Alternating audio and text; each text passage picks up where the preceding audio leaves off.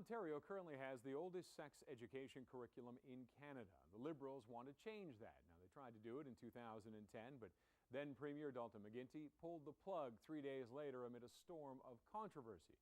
Can Kathleen Wynne get it put through this time round? Our panel and your calls are next on Toronto Headlines.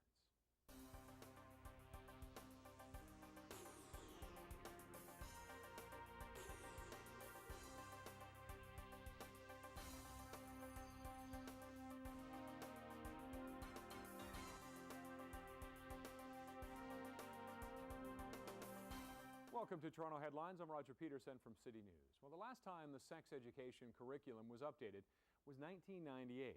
Teachers have found themselves using material from other provinces because theirs is inadequate. 4 years ago, Premier Kathleen Wynne was the education minister who tried to update the curriculum, but when word got out that topics would include such things as masturbation, oral and anal sex, and homosexuality, the backlash was swift and strong enough for Dalton McGuinty to shelve it and call for more consultation. So the Liberals are now having a second go at rolling it out. This past November, 4,000 parents, most of them school council chairs, were asked to participate in an online survey asking their opinions on what would be taught and when. While the new curriculum is not yet entirely known, the Premier has revealed at least one thing that is expected to be included. Our City News reporter Andrea Puno with more. Starting right in the primary and junior grades, so from grade 1 right through grade 6, kids will be learning listening skills and helping each other to pay attention to facial expressions and what facial expressions mean. It's understanding what is a clear, enthusiastic, affirmative yes in consent and how to understand it and what consent looks and sounds like, so understanding body language and facial expressions. It won't be your standard sex ed class from years past.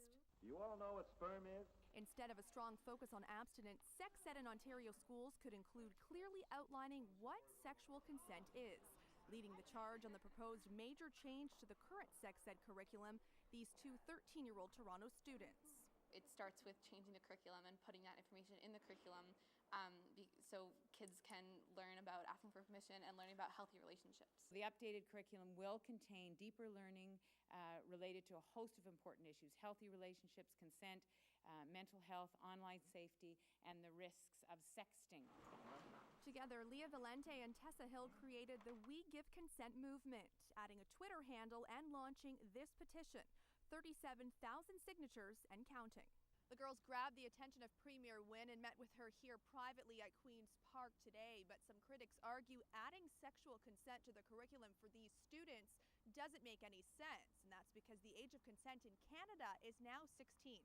For these 13-year-old girls to ask to be included so that they can give consent to sexual activity at age 13 is frankly a criminal code offense. Abstinence has to be probably the leading indicator for all young people who are still in school. The issue of sexual assault and consent remains in the media spotlight. Both former CBC radio host Jian Ghomeshi and comedian Bill Cosby continue to make headlines for allegations of sexual assault. And that's also why the Toronto students want teachers to clearly outline what yes means yes means. The school sex guide hasn't been updated since 1998. It's a modern issue. It should be handled. Should be included, yes. Consent's very important and something that we should have a dialogue with our kids at a young age. Consent, surely should be part of the curriculum. That's Absolutely. Something you need. Not learning about consent means that not knowing what consent is when you do decide to have sex. While we won't know the details of the new curriculum for a while, Ontario teachers will be using it beginning this September. At Queen's Park, Andrea Puno, City News. All right, so there you go. So what do you think? Are the kids learning too much too soon, or should we be preparing them for what lies ahead? The number to call is 416-446-7090. You can also tweet me at Roger F. Peterson. And joining me tonight to talk more about this and answer your calls is Kim Martin, a sexual health educator with Toronto Public Health. Kim, thank you very much for joining us tonight. My pleasure. Jack Fonseca, spokesperson for Campaign Life Coalition, is here. He got caught in traffic, but he will be joining us in just a few minutes. Shamala Kiru is a registered family therapist. Shamala, thank you very much for joining us. And Ray Costin is the PR coordinator for the University of Toronto's Sex Education Center. Well, thank you all for taking the time to come out tonight. Kim, we'll start with you. Your initial thoughts on what's going on. Is it a tempest in a teapot? And we have, you know what, let's get, Jack, we'll get you in right now. We'll put you on the spot. We won't even try and hide that you're coming to join us. I got stuck. Were you coming up the DVP? Say yes, because I got stuck in that same traffic jam. There was an accident Yeah. of some sort. And Sorry I'm backing late. us. Jack, thank you very much for joining us. Hi. Again, that's Hi. Jack Fonseca, the spokesperson for the Campaign for Life Coalition. So we're just talking about the proposed legislation, just getting some starting opinions. Kim, we'll start with you. Well, as we were just saying, sexuality often causes a flurry of feelings and information and misinformation, and a lot of what's happening now, unfortunately, is based on misinformation. I think it's wonderful to have a rich conversation. People have strong opinions about this. Nothing wrong with that. But let's base it on accurate information. Okay, Shamala. So I sort of echo what you say, Kim, in terms of just some of the anxiety I think that a lot of people and parents in particular feel around topics of sexuality. So for me, as a family therapist, I would love to see a movement towards empowering parents so that they have the skills, the strategies, the resources required to have these sort of conversations with their children. Absolutely. Right. Well, I mean, I deal mostly with university students, and I think that if we start this type of education young and give them the foundations that they would be able to apply later in life when, you know, more sexual situations come up, I wouldn't be seeing as many problems with university students as I do now. Jack, well, give the first round last word to you. Yeah, sure. We have, you know, we speak for a lot of parents who support our organization and who have voiced their concerns to us. And we have four major problems, really, overall problems that with the proposed sex ed curriculum, which we expect will be very similar to the 2010 version that outraged parents. You know, number one, it's overly explicit. Number two, it's too young. It's being given to children just way too young. Three, in some cases, not in all cases, but in some cases, it directly contradicts or undermines the morals and values that they're, and sometimes even the religious beliefs that parents try and instill in their children at home. And fourth, there are some very serious concerns about connections that this curriculum has to unsavory groups and individuals. You know, for instance, we know for a fact, you know, we talk about accurate information and facts. This curriculum was written under the direction of an alleged child pornographer, the former Deputy Education Minister, Benjamin Levin, who has now, his lawyers come out within, I think about a week ago, and said that he will plead guilty to at least some of those child pornography-related charges. Now, you know, let's not mince words. If we were talking about a priest, we wouldn't just be they wouldn't throw around the term alleged child pornographer, they'd be saying alleged pedophile. So when you have a man like that who is going to plead guilty to child pornography-related cases, who oversaw the writing of this curriculum that outraged parents, you know, it's very reasonable for parents to say, hold on, we don't trust this curriculum. We don't like what we've seen. It's too explicit. It's being given at way too young an age to our children, and we don't trust the hand that's been in it. Okay. Well, Kim, would you like, does the curriculum, is it too explicit? Does it need updating? I mean, what has changed when it comes to sex? And it's been around for a long time, and all the things we're talking about in here have probably been around. Yeah. Same Oh, amount. well, definitely not too young. The present curriculum is supposed to start in really more explicitly in grade 3. So that's what, for all these years, in grade 3, students are supposed to have been taught union of the sperm and the egg, how animals, including humans, reproduce. People don't seem to realize that's in the curriculum now. And if you don't start early on teaching the basics, so again, there's this thought that, you know, when you're teaching about sex, it's all about how people have sex or whatever, instead of talking about body parts, and therefore helping students feel comfortable, knowledgeable about their bodies.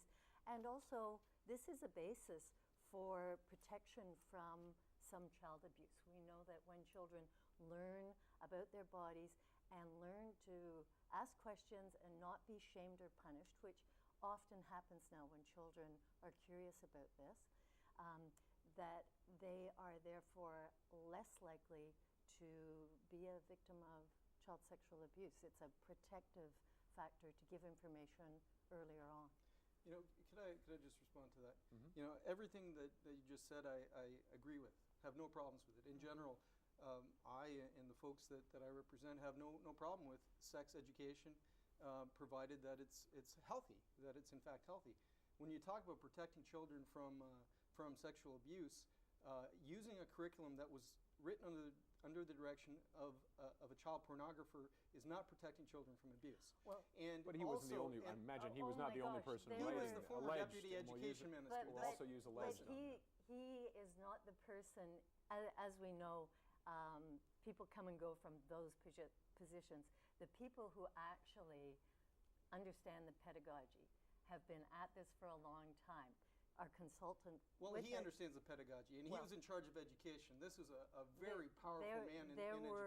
There were very experienced people within the field who wrote those expectations and the lesson plans and the curriculum. Well, let me tell you, Benjamin Levin also wrote an article that only after he was arrested and charged with 7 counts of child exploitation, including 1 count each of making child pornography and distributing child pornography.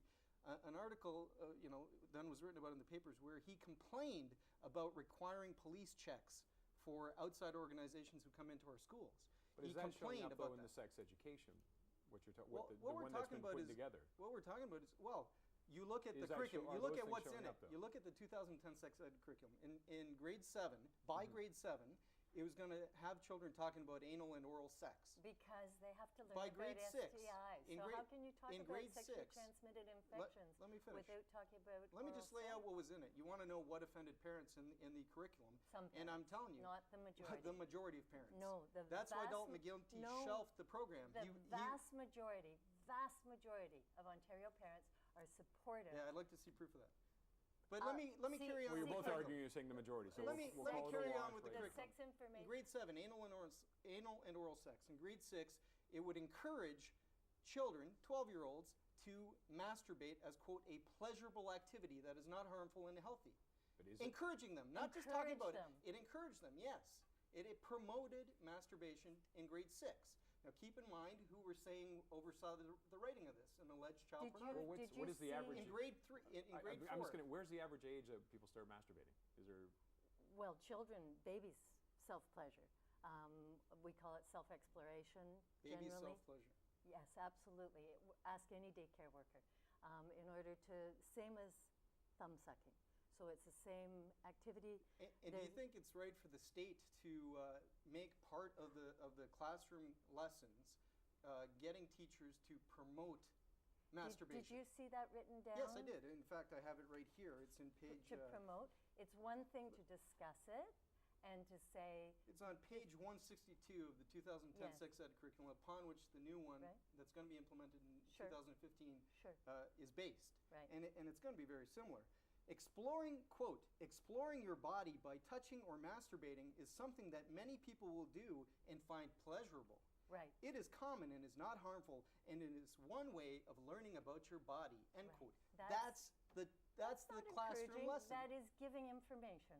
That's Right. what that is, giving information. wanted- Ask an average All mom of- and dad if they agree with Ray you. looks All like of she has that- something she wants to all say of that is accurate. Yeah, it's not encouraging. It's simply So offering. you're okay with it? You want this to I be in the have been 2015 saying curriculum? that in the classroom for Okay. 25 years, Listeners, throughout Canada. pay attention to But the in people that want Toronto. this curriculum. Ray, please. It's not encouraging. It's simply offering this as a possibility to learn about your body. I mean, I'm in university now. I wasn't in elementary school all that long ago. By the time I hit grade 7, everyone in my class knew what that was. We all knew this information before it was being taught to us. This is just giving children accurate information instead of them finding it Well, somewhere it's more else. than giving accurate information. It's encouraging a particular behavior It's that, not by the way, is encouraging. morally problematic for a lot of traditionally principled families. And furthermore, are you saying that the state has the right, the government, Kathleen Wynne, has the right to promote masturbation to other people's children, to I think encourage they them to have- engage in it? I think they have the right to discuss the topic in a classroom. They are not promoting it. They're not telling the children, go home and do this. Exploring your body by touching or masturbating is something that many people will do and find pleasurable. Yes, that's telling them that it's something Page that they 162 can do. of the curriculum. Exactly. It's telling them something they can do, That's not not promoting necessarily it? that they have to go do it. And the fact is children are going to do it anyway, and it's important to know about your body. And if parents don't want that taught to their 12-year-olds in class, There are what would you permission say? slips that allow you to opt out. Exactly. Why not opt in? Why not reverse that? No,